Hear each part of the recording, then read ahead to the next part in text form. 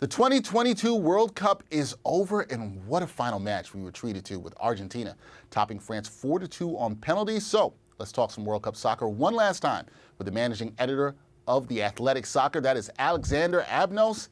Alex, pleasure to meet you. How you doing, man? Nice to meet you too. I'm, still recovering from the emotional roller coaster of watching that World Cup final. But outside of that, I'm doing great. I'm glad you were well, and it was an emotional roller coaster, but it was one that we enjoyed, right? We enjoyed this emotional roller coaster. We all did, the soccer fans out there. Now, Alex, there's no way to talk about this World Cup in Argentina winning without Messi, who had a tremendous performance in the final against France. And now that he's won a World Cup title, he's basically won every award that he could. Does winning for his country cement him as the greatest soccer player of all time?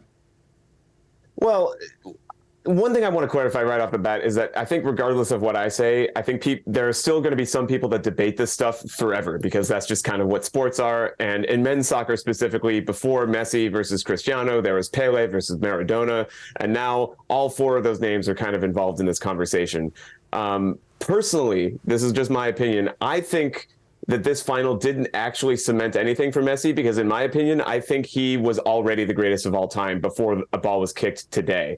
And I think his individual performances in this World Cup alone up to this point had already cemented him there. He had 2 goals in the group stage. He had one in the round of 16 versus Australia, another in the quarterfinal versus the Netherlands, another versus Croatia in the semifinal.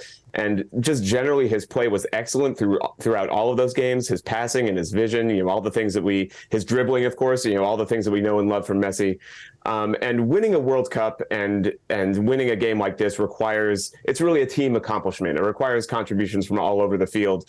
And Argentina got that today. Obviously, Emiliano Martinez, the goalkeeper, made that huge save in, what was it, like the 123rd minute, that basically helped win the game. You have Gonzalo Montiel burying the winning penalty. You have all sorts of dirty work in midfield by the midfielders.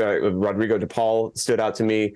So winning a World Cup is a team honor. Obviously, Messi contributed a ton to that, but I think he was the greatest of all time before this. The fact that he has a World Cup obviously helps, but I don't think it makes a big difference in terms of the greatest of all time debate, personally. All right. So you had him as the GOAT before this, and it doesn't matter. You're right. And listen, his accomplishments are great, no doubt about that. Speaking of great, we got to talk about Kylian Mbappe.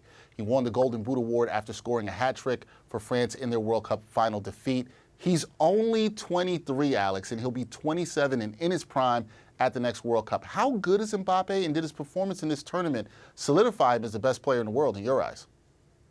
Yeah, I mean, he's an incredible player. And every time you think that he's maybe starting to plateau, he reaches a new height. And I think we saw that today. I think people were definitely billing this game as sort of Messi versus Mbappe and who's going to come out on top. And even though France lost, I think both players won. Like, you don't score a hat trick in a final without proving that you're a special kind of elite. He's kind of the heir apparent to Messi in terms of being the best player in the world, though I think Erling Haaland, the Manchester City striker who's Norwegian and thus not playing at this World Cup, he's in that conversation as well. He pretty much single-handedly, Mbappe drug France back from kind of sleepwalking through the first 80 minutes of this game with his penalty and then his amazing goal to tie it. I don't know if he's the absolute best in the world right now. Like I said, I think Haaland has a claim to that. I think Messi still has a claim to that. But a lot can happen in 4 years. And if Mbappe stays healthy, if he can kind of continue the trajectory that he's on, avoids a major injury, like I said, I'd expect him to have a Messi-like star power in 2026 when the World Cup comes here.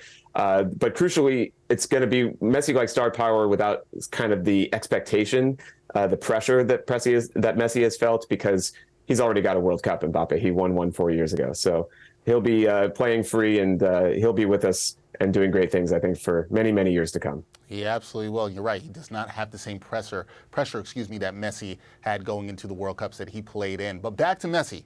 Following Argentina winning their 3rd title, he said he will not retire from international play. And last month, he had said that this tournament would be his last. So do you think we will see Messi play at the 2026 World Cup? And you kind of hit on this before. Is there anything else that he can accomplish now that would actually enhance his legacy?